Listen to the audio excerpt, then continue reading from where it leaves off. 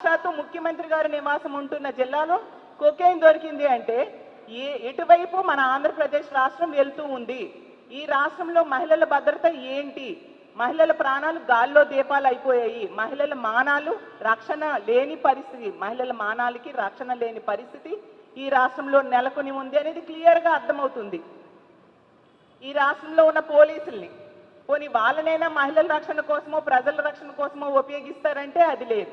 ఎంతసేపు కూడా red book రాజ్యాంగం ఎలా అమలు చేయాలి, ప్రతిపక్ష పార్టీ వాళ్ళకి కక్ష సాధింపులు ఏ విధంగా చేయాలి అన్నదానికే పోలీసుల్ని ఉపయోగిస్తూ ఉండే పరిస్థితి. ఎంత ఘోరం అంటే లోకేష్ గారు దావూస్ వెళ్ళారు, అక్కడ కూడా ఈ రెడ్ బుక్ గురించి మాట్లాడుతూ ఉన్నారు. అంటే రెడ్ బుక్ అనేది ఏమైనా మహిళలకు రక్షణ సంబంధించిన అంశమా? మహిళల రక్షణ కోసం ఎటువంటి చర్యలు తీసుకోలేదు సరికదా. మళ్ళీ ఎంతసేపు కూడా ఏదో మహిళలకి రక్షణ ఇచ్చేస్తున్నట్టుగా హోమ్ మినిస్టర్ గారు స్టేట్మెంట్స్ ఇస్తూ ఉన్నారు. స్టేట్మెంట్స్ ఎవరికి కావాలి?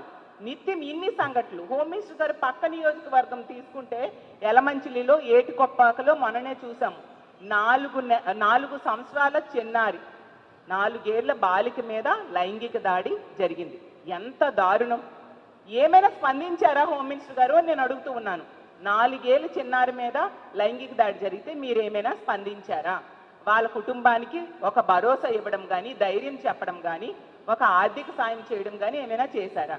మీ పక్క నియోజకవర్గమైన యలమంచిల్లో గతంలో రాంబెల్లిలో దర్శిని అనే అమ్మాయికి సురేష్ అనే వ్యక్తి ఇంటికి వెళ్ళి కత్తితో పొడిచి చంపేశాడు. ఆ కుటుంబానికి ఇప్పటికి ఇన్ని నెలలు అయిపోయింది. ఆ సంఘటన జరిగి ఇంచుమించు 6 నెలల పైగా అయ్యింది.